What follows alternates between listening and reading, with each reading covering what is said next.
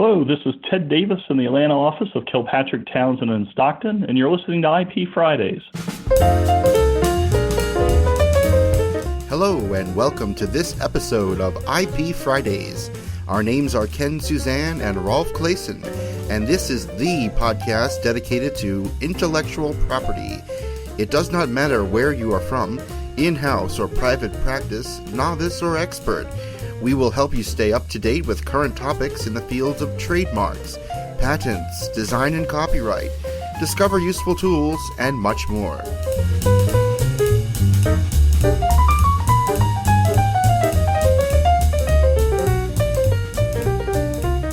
Welcome to episode 90 of IP Fridays. Today's episode guest is Ted Davis, who has been on the show before, a long time ago, and is a regular guest at the INTA meetings and presenting the US trademark case law there. So we are happy that he will tell us what happened in the last 12 months in the field of trademarks in the US. Before we jump into this interview, I want to tell you some news that happened in the IP field. First, the European Patent Office just started a beta test for filing DOCX documents, so the documents that are generated, for example, by Microsoft Word, instead of PDFs, so the users won't have to convert their documents into PDF before uploading them to the European Patent Office. That will make life a lot easier. If you want to be part of that beta testing period, then you can register for your test and you will be able to upload DOCX documents instead of PDF documents. The UPC, the Unified Patent Court, tells us that they expect the court to start with closer to 20 contracting states that ratify the agreement.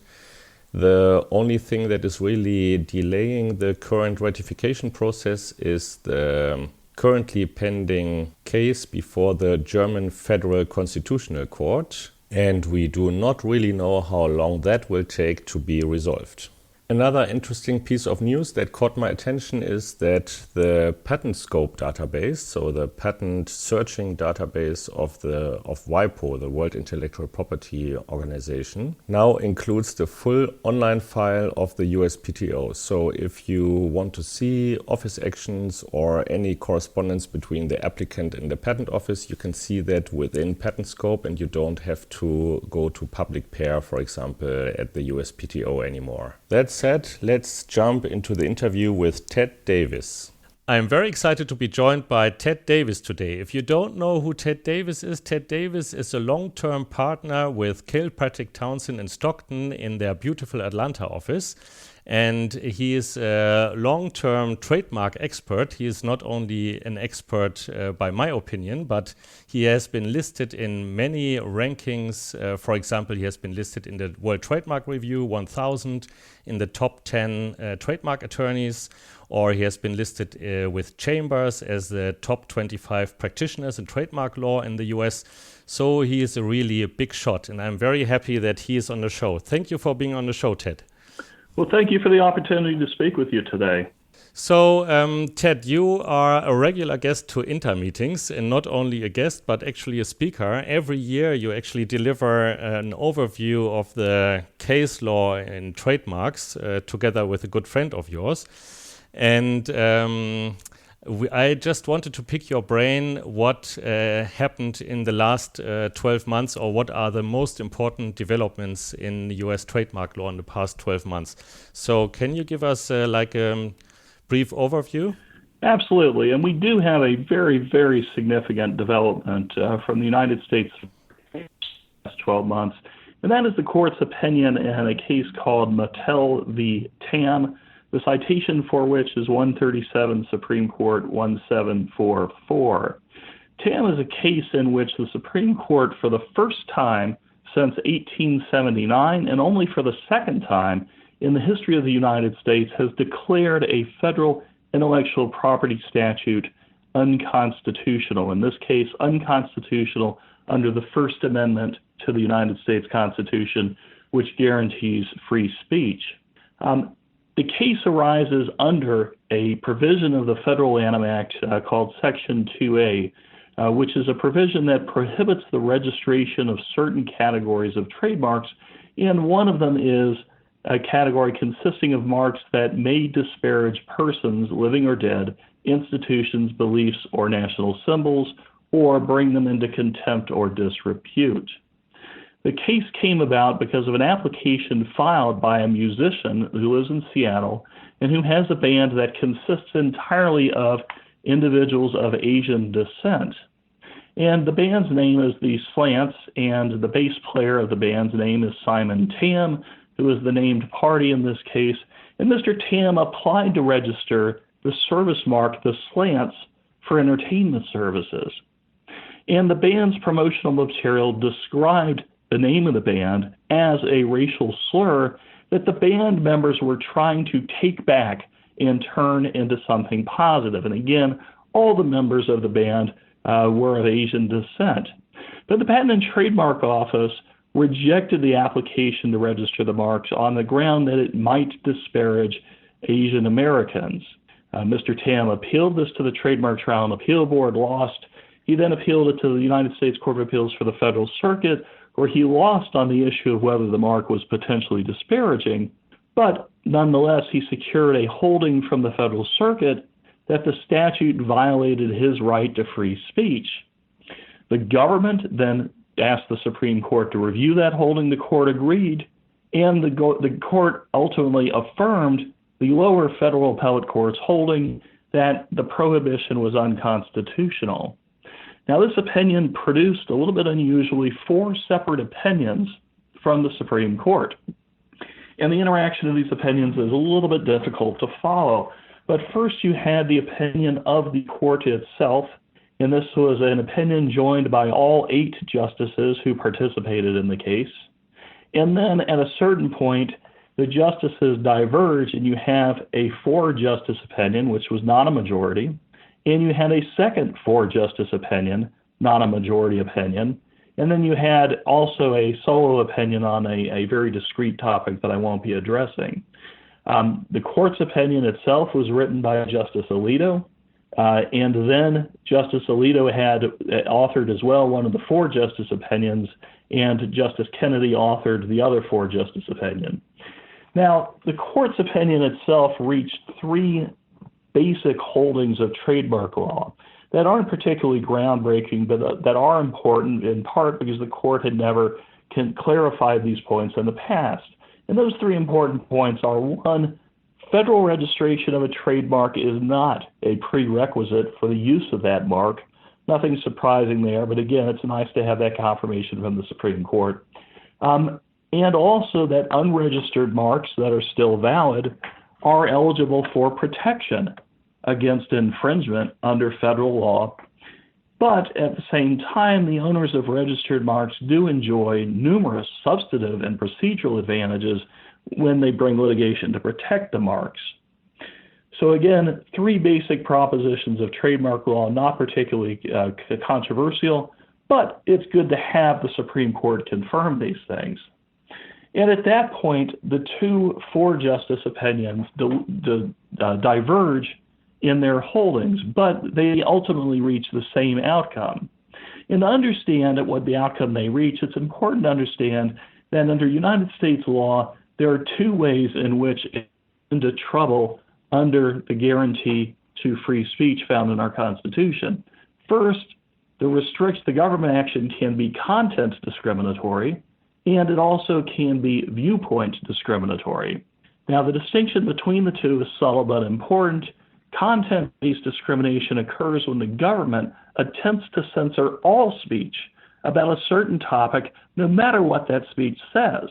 But viewpoint discrimination is a subset of content-based discrimination and occurs when the government attempts to censor certain opinions about a topic, but only certain opinions. Content-based discrimination is disfavored under U.S. constitutional law, but it is possible sometimes to justify content-based discrimination. Viewpoint discrimination, on the other hand, is highly disfavored under federal constitutional law, and it is almost impossible to justify government action that is viewpoint-based discrimination. And in this particular case, the two main opinions, and again, 2 4-justice opinions, no majority on this particular point, but both opinions held that this provision was viewpoint discriminatory. And why is that? Well, one opinion concluded that the regulation, the statute was a happy talk registration, happy talk in quotation marks, and the other opinion concluded it was viewpoint discriminatory because it mandated positivity. In other words, you could speak favorably about a particular group, but you couldn't speak unfavorably about it. And as a consequence, both opinions in this case ultimately concluded that the statute was unconstitutional.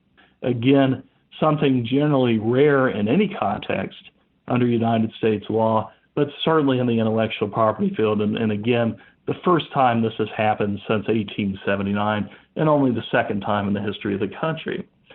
So what does this mean? Well, what it means is it means a couple of things. The first of which is that a different case, one involving the registrability of the Washington Redskins marks. These are the trademark, the service marks owned by the professional American football team in Washington, D.C. This opinion means that a challenge to the registrability of those marks as potentially disparaging of Native Americans has now been thrown out and is dead and gone.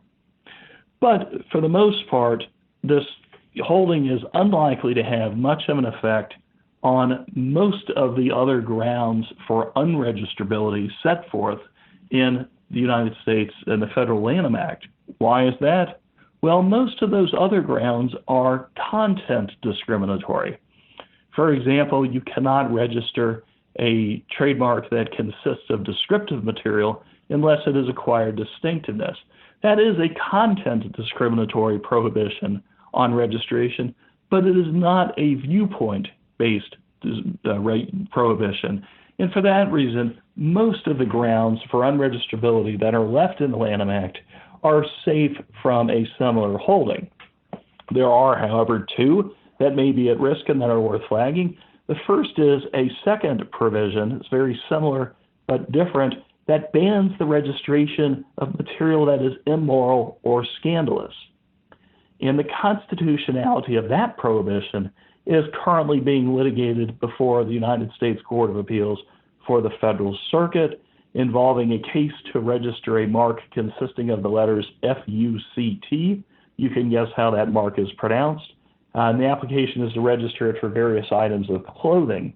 The way that case is going, I think it is more likely than not the Federal Circuit will invalidate that separate prohibition, again, the prohibition on the registration of immoral and scandalous marks, as unconstitutional for the same reasons as the prohibition on the registration of potentially disparaging matter was invalidated in the Mattel v. Tam case. And then something that an additional ground for unregistrability that hasn't gotten a lot of attention in this context is you can block the registration of a mark if it is likely to dilute the distinctiveness of your prior used famous mark, and especially if it's likely to dilute the distinctiveness of the mark because it tarnishes your famous trademark. And so this is an additional ground for unregistrability that I think may fall afoul of the holding in this new Supreme Court opinion. Why? Because tarnishment also appears to be a viewpoint-based discriminatory regulation. And I think in the near future, we're going to see litigation questioning the constitutionality of that ground for unregistrability as well.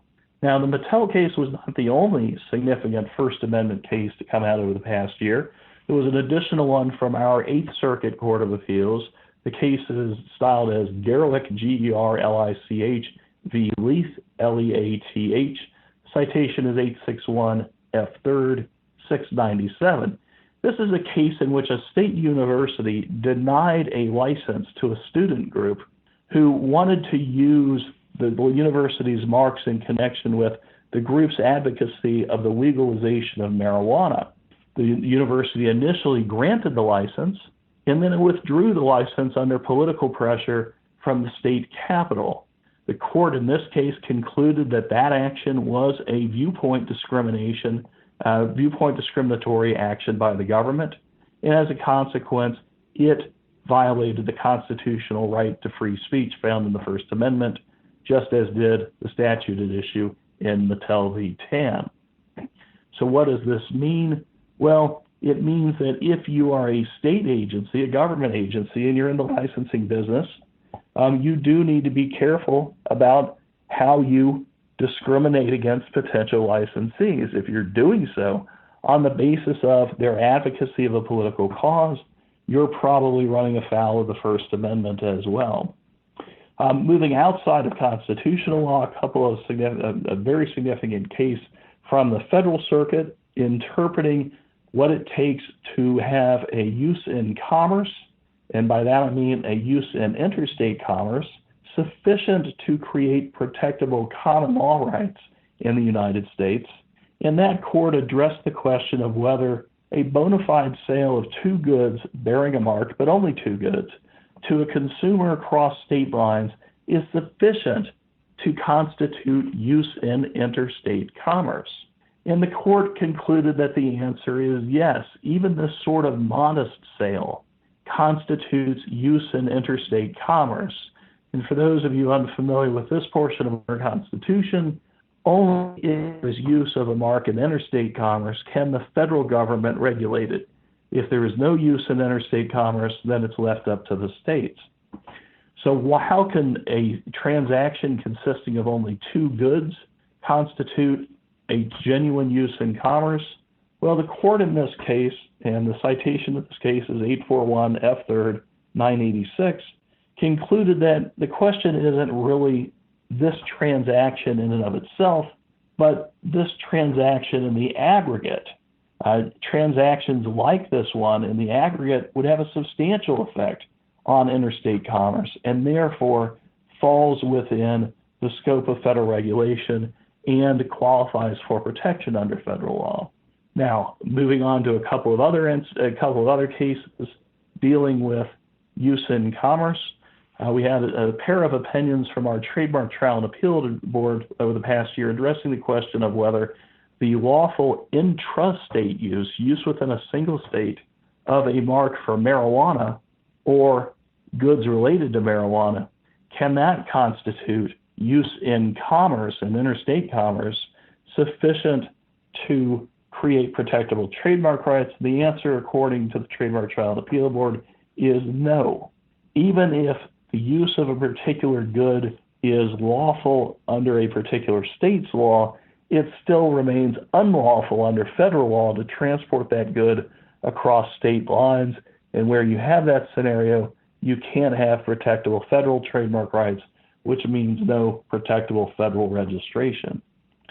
Moving on to a different topic, but also a major one, courts differed over the past year on the issue of whether a showing of willful misconduct is necessary if a prevailing plaintiff is attempting to recover an accounting of the defendant's profits. So in other words, if the plaintiff is trying to get the courts to order the defendant to disgorge its profits while using the infringing copy of the plaintiff's mark, does the plaintiff have to show that the infringement occurred in bad faith? And this is an issue on which our intermediate courts of appeals are split. It involves an interpretation of Section 35 of our Federal Lanham Act, which was amended back in 1999. And the question is, what significance do the amendments have?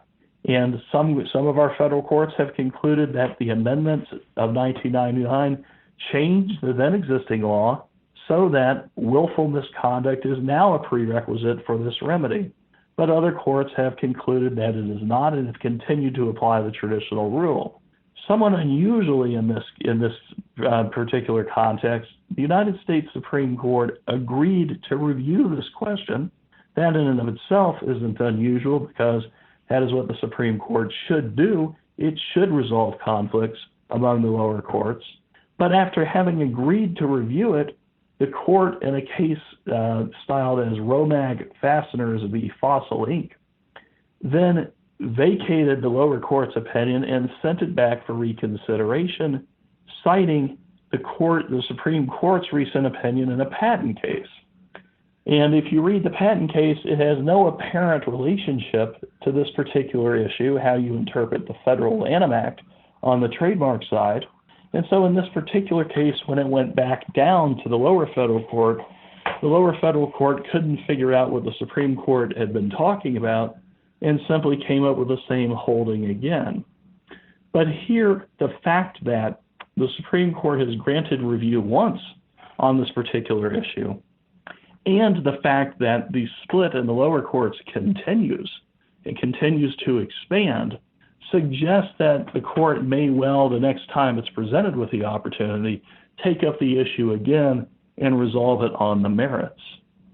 Also, coming from the Supreme Court, a few years ago, we had an opinion from the court interpreting the standard for awards of attorney's fees in patent cases. And awards of attorney's fees in patent cases are available only if the case is an exceptional one. That's how the statute reads. Well, in this particular scenario, and if you're seeking an award of fees under the Lanham Act for trademark infringement, you also have to prove, if you're the prevailing party, that the case is an exceptional one. And courts are increasingly holding that when the Supreme Court reinterpreted what it means to have an exceptional case on the patent side, that holding has the same effect on interpretations of the identical language in trademark litigation.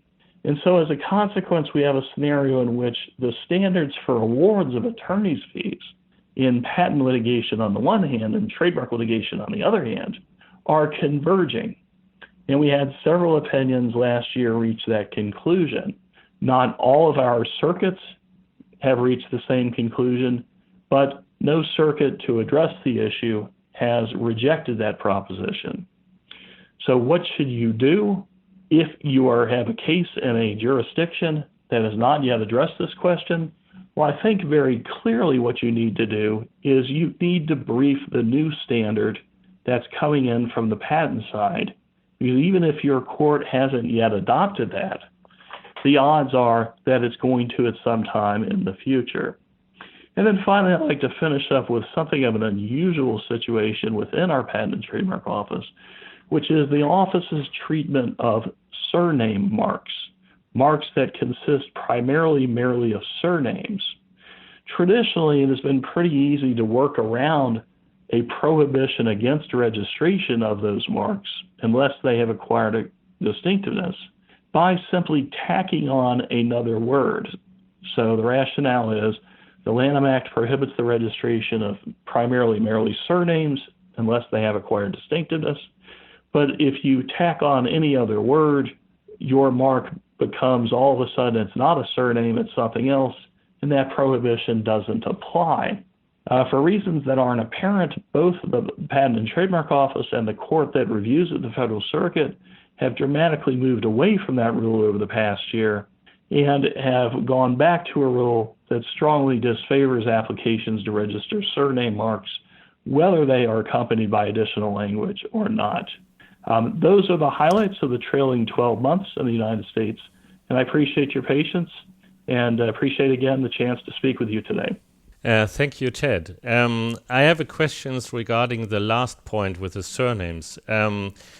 In Europe, we can just register trademarks for surnames, but the case law in the US would say that you couldn't register if, for example, Trump or Chrysler or Levi's or so wouldn't be famous trademarks. They couldn't really register their trademarks with the USPTO. Is that correct? Yes, there is a statutory prohibition on the registration of surnames unless those surnames have become distinctive.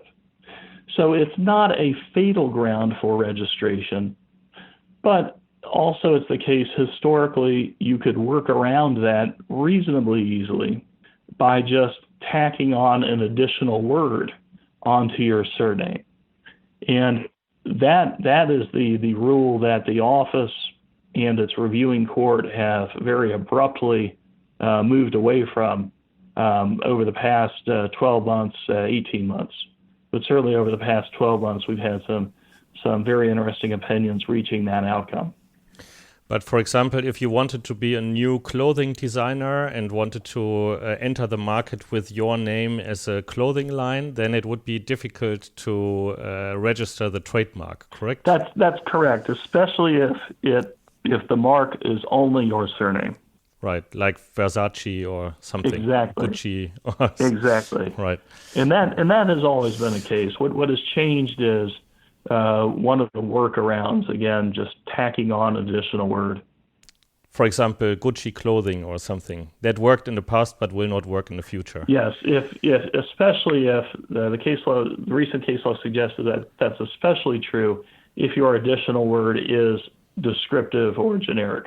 Okay, just like in Versace clothing, exactly. for example. Exactly. All right. Well, thank you very much, Ted. That was a really interesting summary of the case law in the last 12 months. And I'm sure that our listeners are very grateful for your summary. If people have questions regarding these cases or just want to get one-to-one view from you, what would be the best way to reach you? Now, the best way is via email, and my address is tdavis, DAVIS, at ktslaw.com. Great. Thank you for being on the show. Well, thank you for the opportunity.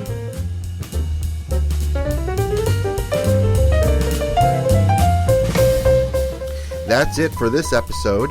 If you liked what you heard, please show us your love by visiting ipfridays.com/love and tweet a link to this show. We would be so grateful if you would do that. It would help us out to get the word out. Also, please subscribe to our podcast at ipfridays.com or on iTunes or Stitcher.com. If you have a question or want to be featured in one of the upcoming episodes, please send us your feedback at ipfridays.com/feedback. Also, please leave us a review on iTunes. You can go to ipfridays.com/iTunes and it will take you right to the correct page on iTunes. If you want to get mentioned on this podcast or even have comments within the next episode, please leave us your voicemail at ipfridays.com/voicemail. You have been listening to an episode of IP Fridays. The views expressed by the participants of this program are their own and do not represent the views of, nor are they endorsed by their respective law firms. None of the content should be considered legal advice. The IP Fridays podcast should not be construed as legal advice or legal opinion on any specific facts or circumstances. The contents of this podcast are intended for general informational purposes only, and you are urged to consult your own lawyer on any specific legal questions. As always, consult a lawyer or patent or trademark attorney. Copyright 2014, all rights reserved.